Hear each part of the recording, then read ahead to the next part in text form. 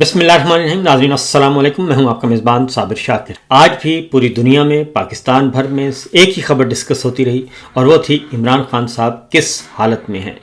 उनकी सेहत कैसी है, उनको कैद तन्हाई में क्यों रखा गया है, मुलाकातों पर पाबंदी किसने लगाई है, मुलाकात क्यों नहीं होने दी जा रही, आखिर मामला क्या है। तशवीशनाक सूरत हाल। पाकिस्तान में तो मुकम्मल तौर पर सेंसरशिप आयद और सख्ती से मीडिया को मना किया गया था कि इमरान खान की बीमारी के हवाले से, मुलाकातों के हवाले से और पाकिस्तान तहरीक इंसाफ और मुतहदा अपोजिशन जमातों की तरफ से एहतजाज के मामले में आपने किसी किस्म की कोई कवरेज नहीं करनी, कोई ख़बर नशर नहीं करनी पूछे बगैर। लिहाजा उस पर सख्ती से अमल दरामद हुआ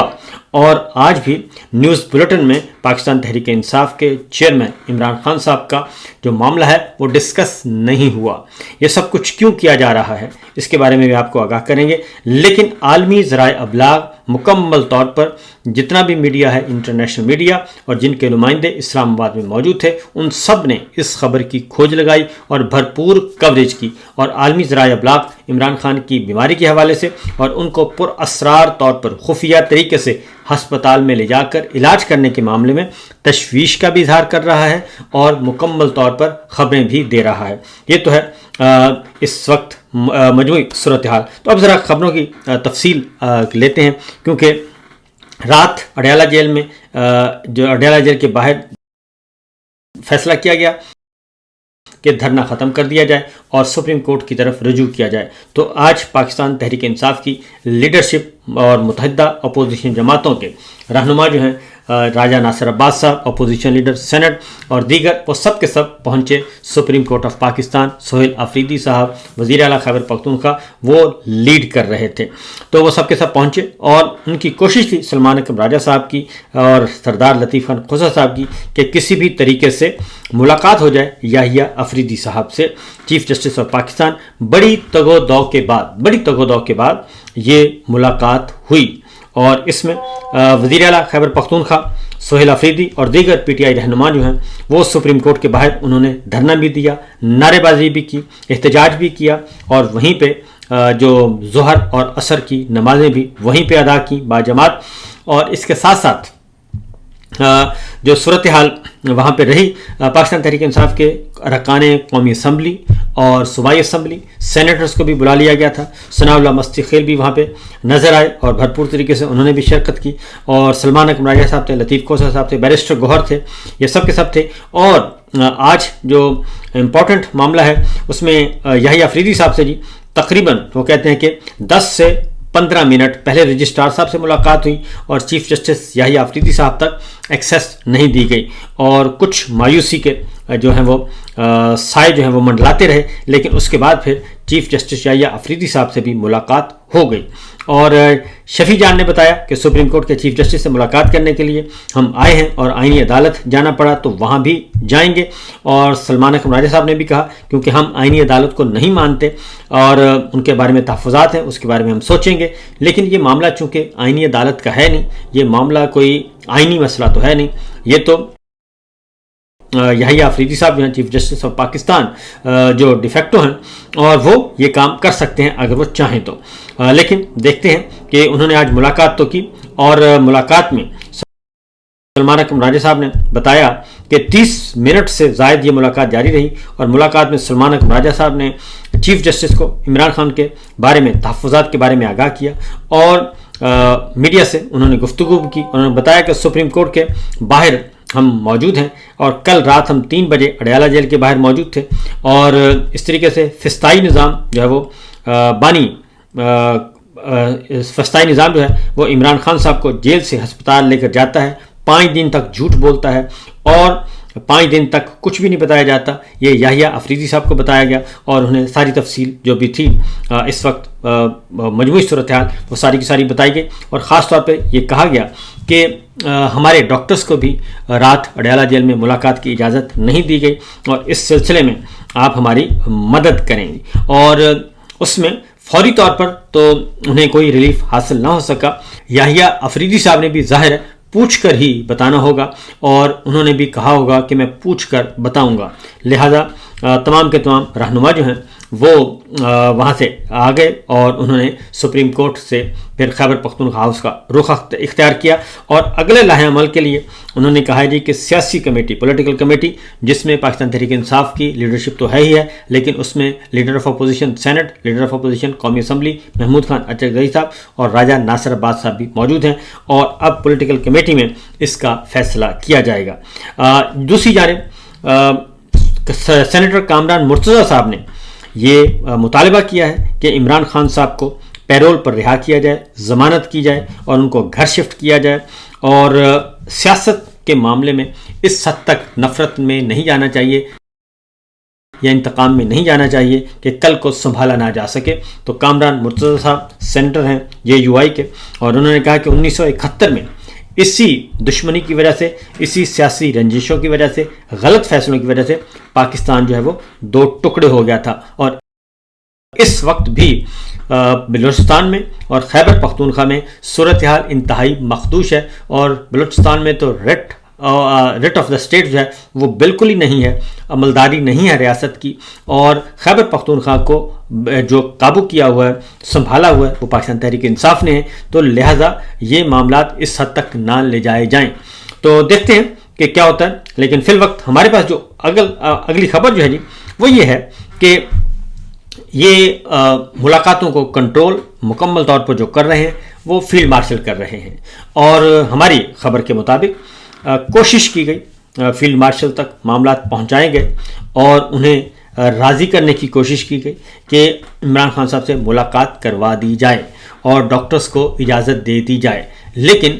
جناب فیلڈ مارشل جو ہیں وہ ہمارے سورسز کے مطابق وہ نہیں مانے، اور جس کے بعد پھر مایوسی ہوئی، اور جیل کے باہر بھی ڈاکٹرز کو بھی ساری رات وہ انتظار کرتے رہے، لیکن انہیں ملاقات کی اجازت نہیں ملی، اور آج دن میں بھی ملاقات کی اجازت کسی کو نہیں ملی۔ تو یہ الگ سے ایک تشویشناک صورتحال ہے۔ تو بہرحال دیکھتے ہیں کہ فیلڈ مارشل کو کب اس بات کا خیال آئے گا، کیونکہ آج ہی انہوں نے کہا ہے کہ فکری انقلاب کی ضرورت ہے، فکری تبدیلی کی ضرورت ہے۔ تو میں آرمی چیف عاصم منیر صاحب سے کہوں گا کہ جناب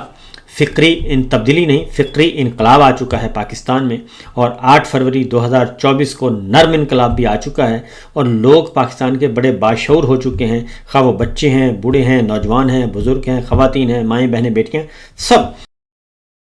باشعور ہو چکی ہیں، اور خاص طور پہ پچھلے 3 سال جس فسطائیت کا پاکستان کے عوام نے سامنا کیا ہے، اس کے بعد تو ان تک ہر چیز آشکار ہو چکی ہے۔ اس لیے فکری انقلاب آ چکا ہے، اور فکری تبدیلی آ چکی ہے، شعور کی تبدیلی آ چکی ہے۔ اب صرف آپ اپنے آپ کو ذرا تھوڑا سا سنبھالیں، اور آپ اپنے اندر تبدیلی لے کے آئیں، اور پاکستان کے عوام کو سمجھیں، اور پاکستان کے مفادات کو سمجھیں، کیونکہ الٹیمیٹلی پاکستان کے عوام ہی اس ملک کی تقدیر کا فیصلہ کرتے ہیں، اور وہی منتخب حکومت کرتے ہیں، اور انہی کے پاس یہ رائٹ ہے آئین کے تحت۔ تو اس حق کو آپ کب تک دبائیں گے؟ تو دیکھیے، اور اگلی خبر ہے جی وہ بہت ہی زیادہ الارمنگ ہے۔ ڈاکٹر عاصم یوسف صاحب شوکت خانم ہاسپٹل کے ڈاکٹر ہیں، انتہائی پروفیشنل، انتہائی سینئر۔ انہوں نے کہا ہے کہ جی جہاں تک مجھے پتہ ہے کہ عمران خان کی جس آنکھ کی بیماری کا بتایا گیا ہے، اس کے علاج کے لیے پمس ہاسپٹل میں پراپر ڈاکٹر ہی موجود نہیں ہے، یعنی جو بیماری بتائی جا رہی ہے ریٹینا کی، اور ڈاکٹر عاصم یوسف کہتے ہیں پمس ہاسپٹل میں وہ ڈاکٹر ہی موجود نہیں ہے، وہ اسپیشلسٹ ہے ہی نہیں، اس لیے انہوں نے کہا کہ ڈاکٹر ہی موجود نہیں جہاں ان کو لے جایا گیا۔ اور اس کے بعد انہوں نے کہا کہ اس کی وضاحت یا تصدیق نہیں ہو سکی کہ عمران خان کی بیماری کی نوعیت کیا تھی، کیونکہ سر چیز خفیہ رکھی جا رہی ہے، اور انہوں نے یہ بھی کہا کہ ہماری تشویش بڑھتی جا رہی ہے، اور یہ ہمیں بتانا چاہیے، یہ ایک سیریس کنڈیشن ہے، اور اس کے لیے ایکسپرٹ میڈیکل کیئر جو ہے وہ اس کی ضرورت ہوتی ہے، اور ہر آنکھ کا علاج جو ہے، ہر آنکھ کا ایک آنکھ کا علاج، ایک آنکھ کے اندر بھی 100 طرح کے مسائل ہوتے ہیں، اور ہر مسئلے کا الگ ڈاکٹر ہے، الگ اسپیشلسٹ ہے۔ اس لیے انہوں نے کہا کہ یہ جو کچھ کہا جا رہا ہے، بتایا جا رہا ہے، یہ صحیح نہیں لگتا۔ انہوں نے کہا کہ جس ہسپتال میں خان صاحب کو لے جایا گیا، اس طرح کے ڈاکٹرز وہاں پہ نہیں ہیں، اور اس بیماری کے پیچھے کچھ اور بھی بیماریاں ہوتی ہیں جس کی وجہ سے انہوں نے کہا کہ اندازہ لگایا جا سکتا ہے. اور انہوں نے کیا کہا میں ذرا آپ کو بتا بھی دیتا ہوں کہ وہ کہتے ہیں کہ صرف یہ نہیں ہوتا، ہائی بلڈ پریشر ہو جاتا ہے، پھر اندر بلڈ بھی رک جاتا ہے، اور اس طرح کے دیگر مسائل ہیں، ٹیکنیکل مسائل ہیں جو کہ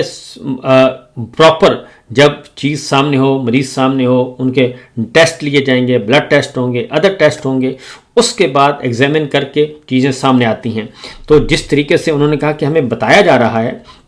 یہ معاملہ کوئی صحیح نہیں لگ رہا اور یہ درست نہیں لگ رہا، جس کی وجہ سے انہوں نے کہا کہ بیماری شروع ہوتی ہے، اس لیے اس طرح کی بیماریوں کے بھی خان صاحب کے ٹیسٹ ہونے چاہیے اور آنکھ کی بیماری کے ایکسپرٹ کو ان کا علاج کرنا چاہیے. اس لیے خان صاحب تک ہمیں رسائی دینا ضروری ہے. تو میں نے آپ کو پہلے بھی بتایا تھا کہ خاص طور پہ یہ جو چیز ہے جی، عمران خان صاحب پہ ملاقاتوں پر پابندی لگی ہوئی ہے نوٹیفیکیشن کے بعد. 2 دسمبر کو ملاقات آخری ہوئی ہے اور وہ بھی مختصر، اور اس کے بعد عمران خان صاحب کے لیے کہ ملاقاتوں کا سلسلہ بند ہو چکا ہے. باہر سے نہ ہی کسی وکیل کا رابطہ ہوا، نہ کسی رہنما کا ہوا، نہ کسی فیملی ممبر کا ہوا. تو یہ اس کے بعد پھر مجھے یاد آتی ہے 5 دسمبر جب نوٹیفیکیشن ہو گیا تھا field marshal general Asim Munir صاحب کا بطور CDF، تو اس کے بعد سمجھ آئی اس وقت 5 دسمبر کو جو DGI SPR نے پریس کانفرنس کی تھی، اس میں انہوں نے عمران خان صاحب کے بارے میں بہت زیادہ زہر اگلا تھا اور انہیں نیشنل سیکورٹی کے لیے خطرہ قرار دے دیا، انہیں ملک دشمن قرار دے دیا اور انہیں انڈین ایجنٹ قرار دے دیا. یہ 3، اور اس کے ساتھ انہوں نے ذہنی مریض بھی قرار دے دیا تھا. تو اس حد تک وہ گئے تھے اس دن پریس کانفرنس میں، کیونکہ اس دن نوٹیفیکیشن مل چکا تھا اور اس معاملے کو عمران خان صاحب پہ جو ملاقاتوں پر پابندی ہے اور جو سلوک کیا جا رہا ہے غیر انسانی، اس کو آپ آئسولیشن میں نہیں دیکھ سکتے. یہ باقاعدہ طور پہ ایک ایگریمنٹ معلوم ہوتا ہے، اور مبینہ طور پر جو ایگریمنٹ ہوا ہے ہاؤس آف شریف کے درمیان اور فیلڈ مارشل کے درمیان، جس کے بعد یہ 5 سال کا جب نیا ٹینیور ان کا شروع ہوا ہے آفٹر ریٹائرمنٹ، اس کے بعد یہ تیزی آئی ہے. اور اگر آپ دیکھیں 5 دسمبر سے لے کے جب سے نوٹیفیکیشن ہوا ہے تب سے لے کے آج تک بہت ساری ڈیمانڈز انہوں نے ہاؤس آف شریف کی پوری کر دی ہیں. جنرل فیض کو سزا سنا دی، عمران خان کو توشہ خانہ 2 میں سزا سنا دی، بشرا بی بی کو سزا سنا دی، ان پہ قید تنہائی اور غیر انسانی سلوک ان کو رکھا گیا ہے، اس میں وہ بند کیا گیا ہے. اور پھر جو انہوں نے کہا تھا اس کے بعد شہزاد اکبر کے گھر پہ 3 دفعہ، ان پہ 2 دفعہ حملہ ہوتا ہے، اور اس کے بعد ڈاکٹر معید پیرزادہ کے گھر پہ آگ لگتی ہے، عادل راجہ کے گھر میں توڑ پھوڑ ہوتی ہے، اور اس کے بعد بیرون ملک جو صحافی ہیں جس میں میں بھی ہوں، ڈاکٹر معید ہیں، وجاہت ہیں، اور شاہین سبائی صاحب ہیں، اور 2 ریٹائرڈ ہمارے فوجی افسران ہیں، ان سب کو سزائیں سنائی جاتی ہیں. تو ایک باقاعدہ طور پہ ایک ایگریمنٹ کے تحت لگتا ہے کہ یہ سارے کا سارا ایک تسلسل ہے. اور